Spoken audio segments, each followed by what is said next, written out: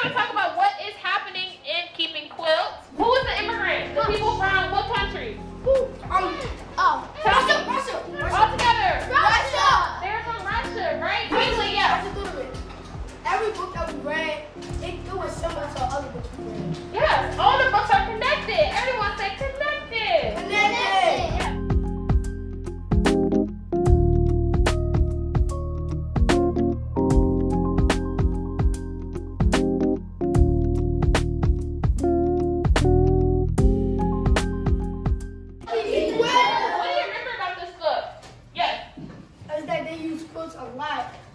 Tradition. They use quilts a lot for tradition? Yes. They kept on passing the quilts down. They kept on passing the quilts down. Down the street or down where? Down the family. Down the family. I love it. Yes, what do you remember? I remember that they took it everywhere they go. They took it everywhere they went. I love it. Sarah. It was a tradition. Oh, tradition.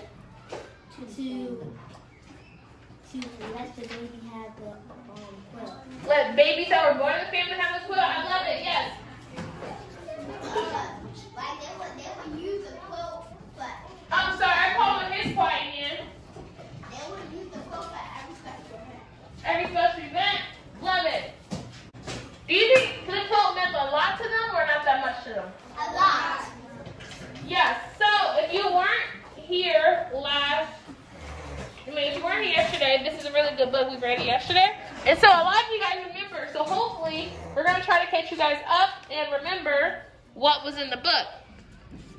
We have also been talking about our essential question. Help us understand immigrant experiences. What are some stories we have read that have helped us with those experiences?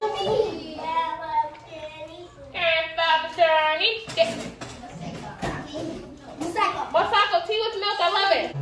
What is it called? Coming to America. Coming to America.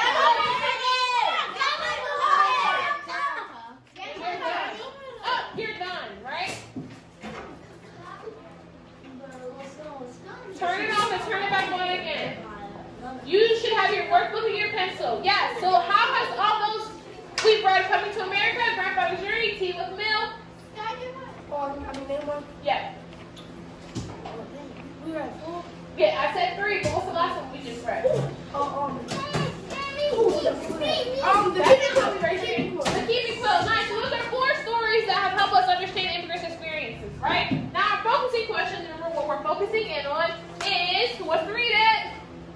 How do immigrants respond to challenges in their new country? What are some ways in the Keeping Quilt, the book we just read, how try to ignore them? No, in this book. They kept on following their traditions.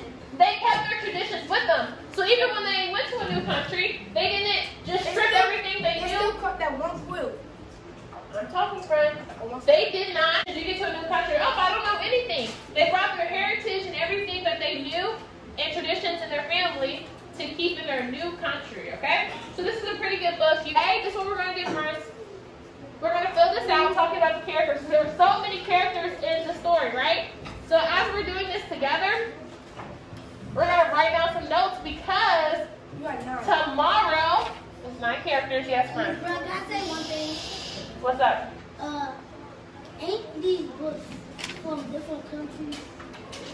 These books are from America, but the people in these books are from different countries, okay? We did those to the winners yesterday. Quickly, yes. Every book that we read, it was similar to other books we read. Yes, all the books are connected. Everyone say connected. Connected. Yes. So it's the people in the book real? Are these real stories? What did we true learn? Press under that. They're based off of true stories. Who said that? Yes. Everyone said woo. I love it. You guys are making connections and it makes my heart happy. So this is what we're focusing on for today. It's happening in Keeping Quilts. Okay, so that's how we're going to organize part of America. That's where they were traveling to. From Russia to New York. Because they're immigrants. Is that what we're going to say? Good areas, Patricia. Thank you for you friends talking and not paying attention. Alrighty, so how can a character help you understand the text? Think about it and read it. How can a character chart help you better understand the text with many characters? They can't explain it a little. They can explain it a little. We've been also talking about, go ahead. They give you details, but in the story, people are talking back and forth. When people talk back and forth, what is that called? Starts with a D. Dialogue, so people talk back and forth to each other, right? So, based on the dialogue in the story, we're going to take a look at Anne's mom. Who else are some characters in the story? Anne's mom. What do you see, Keyshawn? Sasha. Yes, I like the way he raised his hand. Go ahead, tell me. Mary Ellen, my favorite character. Yes. Let's go. Yes, let you have some autonomy. If you want to do it by yourself or with a partner. Raise your hand if you want to do it by yourself. Because I'm picking the partner if you want to. Raise your hand if you want to do this by yourself. You guys want to do this with a partner? Yeah. Okay, what I'm going to do is I'm going to show you what I'm looking for in the book. No. That would be the wrong partner's friend. I'm going to show you what I'm looking for, and then we're going to do, I'll split you guys up in partners so you guys can do the rest, okay? Who is the relationship to Anne's mother? Oh, sorry. Thanks for letting me know. Who was she? So listen friends, I'm giving you an example.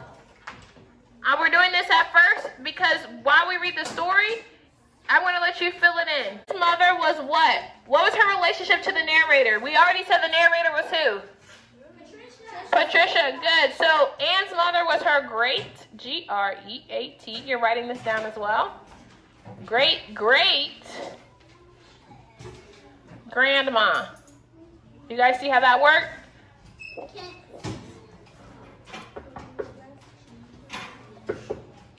I know you're not knocking on my desk. I know. This is the quilt, right? So the great grandma, she was the one who sews keeping quilt. My band-aid fell off me. You are okay, friend. She sews the keeping quilt. Can you share the I don't think I might have enough. Yeah, what does she sews it with?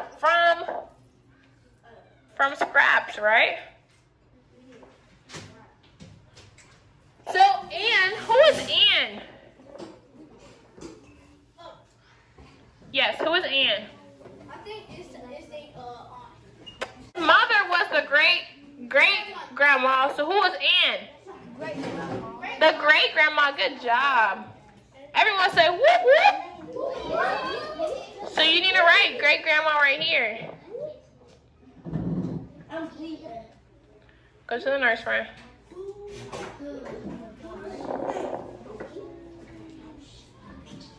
And so now, as we read and you listen to the book, you're going to try to fill this in. Any questions? No. But I realized, listen friends, a lot of friends missing. So we're going to read it once you're done writing. What? Do you need? We have, but some people have not, yes. If you were here yesterday, as we're reading, you can fill this in, right? I already showed you how to do it. We did one together, and now I want you to fill in the rest. Okay? If you can multitask, or if you see something in the book that talks about the relationship to the narrator, or who has what about the quilt. For example, like it says Grandma Ann sewed.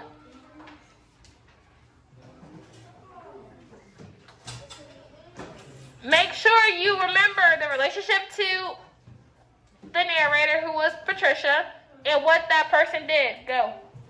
her family weren't fearful of any news.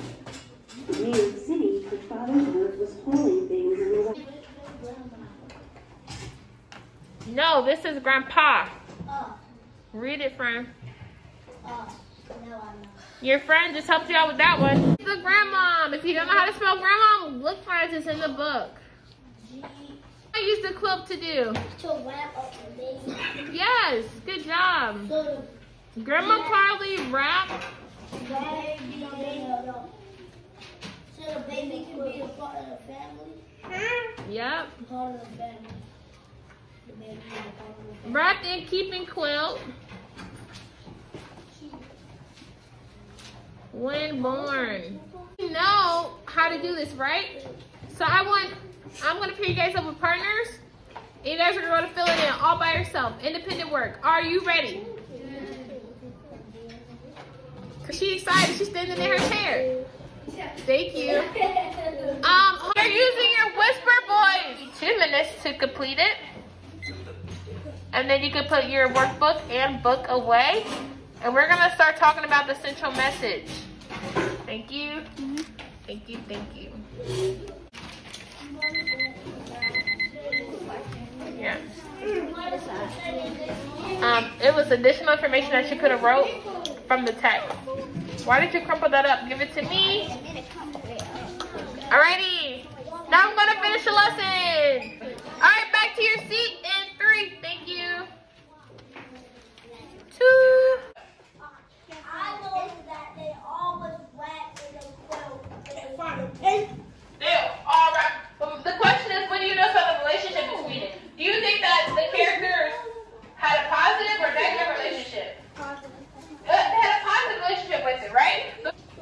And they all have like Back to your seat. different moments with the quilt.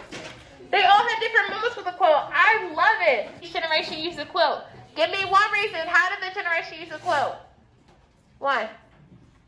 What? How did they use the quilt? Give me a special event that they used it for. When George got married under the quilt. I love it. Yes. For welcoming new members of the family. New members of the family. Yes. For a tablecloth. A tablecloth. Who else had their hand up? Yes. To get married under it. Yeah, we said that one. There's one more. They used it to keep each other warm, Deja. And to have memories. We know all these things. What do you think is the meaning of this?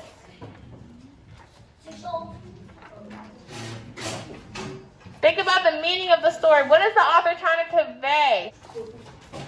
What is the author trying to convey to us? I'm trying to convince us like how it's important to spend time with your family and how like everything what you do, because you don't really want to mess up. Even if you do, that's okay because like, you don't know that much about it. Hold on, sorry, I can't hear. How with your family, like, It's a. not every second you can, but when you can, because you'll never know what that last day is. I love that. Yes. What do you think it is?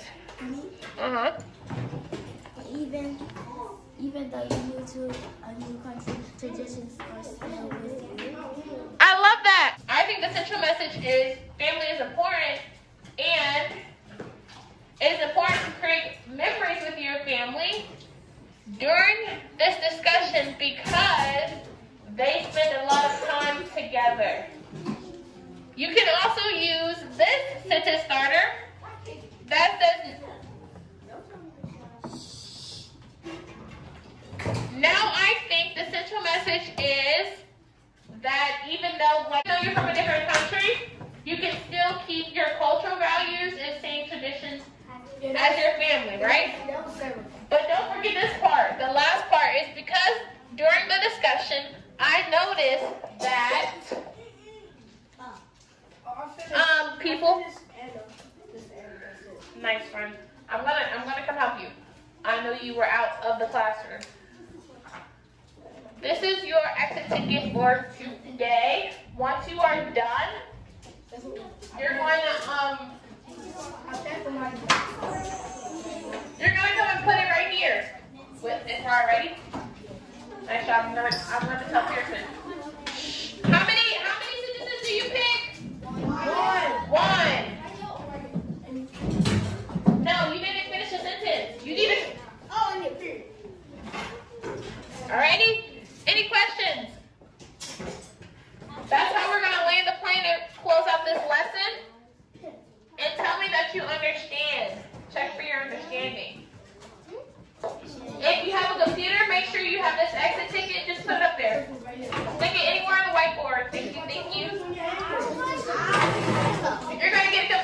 after school. I didn't get to update you guys on my lesson, but basically it did go very well. It was a lot of moving parts because my partner teacher wasn't here today, so I had the whole 3rd grade all together, and I didn't realize how many students I had absent yesterday. I knew it was a... If you haven't checked out how I planned for this lesson, then I would go ahead and suggest you check that out, because it definitely goes over how the planning process can be as opposed to when you're actually teaching it. Because when you're actually teaching it, it may go a whole nother way. And I feel like as teachers, as I always say, we are built different. You definitely have to be built for this, because during the lesson, you have to like think on your feet and pivot when you see that students aren't getting what they're supposed to be getting out of the lesson. For example, they're really excited for the welcome part. You should draw them in and get them excited about the book, especially that was like right after lunch. And then for the students that had no idea what we're talking about, I realized that this isn't going to be good. Like, they can't access the material as opposed to everybody else. So then I wanted to them in groups together. So I kind of switched it up a little bit. We still were able to talk about the characters and how the characters related to the central message. So after I showed them what I was looking for, I did one myself, like did a character analysis over myself. And I showed them how I found the character in the book and how what the story was telling us through dialogue, through what the narrator was telling us, how we were able to find out the relation between the character. So that was pretty good. The students mostly grasped that, but then relating the characters to the central message and how each character played a different part, especially with the quilt being a part of their family tradition, all that stuff. So they hit the nail on the head. I did go ahead and check the pink post-it notes, which talked about how the central message is being conveyed throughout the story in different parts, how they're able to do that. So I do have that up there. I wouldn't show you guys, but there are student names on there and I don't wanna disclose that. But overall, I feel like it was a pretty good lesson and my students are enjoying and making connections to all the 4 books that we've been reading. So I'm really excited tomorrow to see their writing or start planning the writing process for our end of module assessment. So basically that was a mic'd up version of how I teach, but I don't think I've shown you guys a full lesson on how I planned it and then how it was executed, because I feel like sometimes there could be a disconnect, especially when you're in college, which is why I make these videos. But if you're in college and you're like, okay, I'm creating all these lessons for hypothetical kids that you just never know how the day is going to be, to then actually executing it and seeing. I originally didn't think of having them in groups yesterday when I planned, but then I realized that they may need support in that area, which is finishing this worksheet, because I just wanted them to do it independently and grade it. And of course, I feel like everything is not about a grade, it's about the process in which they get their answers and just figuring out how to make it work. And I know ELA is not everybody's specialty, but giving students autonomy in their learning and letting them know that they can do this, and how I did it, you did it, now you just have to put forth that effort to just finish the rest on your own. If you have any questions, of course, which you guys weren't able to see because I was focused on the lesson and on the camera, but giving them a choice in their learning and how they learn best, especially in groups or if they want to do it by themselves. I also let the students, this again comes in with classroom management, which I feel like is your secret sauce to teaching. Having the students that were behaving the whole time and that you didn't have to say, hey, where's your book? Hey, where's your paper? Hey, what page are we on? Things like that, letting them pick who they wanted their partner to be. And just giving them autonomy and things like that, I feel like made my lesson successful. Of course, when you look back on it, you're like, I could have done this, this, and this. But the thing is, the lessons keep going and the students are learning, and that's really all that you can ask for as a teacher. Lesson planning and giving instruction is like where I absolutely thrive. It's just so happened that as a teacher, you do have to have good classroom management and all those things to actually get that lesson fulfilled, if you know what I mean. It just takes a lot to get students to that objective, but once students like reach those goals and reach those objectives, like it's nothing better than I can ask for. It's literally chef's kiss, and that's why I love teaching so much. Today was such a good day. Like, even though I had like all 30 of my 3rd grade students in here, we had a really good time. So yeah, I think that's all for you guys today. Comment down below any lesson planning tips for fellow educators that you may have not thought of. Let me know how you like to lesson plan. I love talking to you guys down in the comments. Thank you guys so much for watching. Don't forget to create a great day, and I'll see you guys in my next video.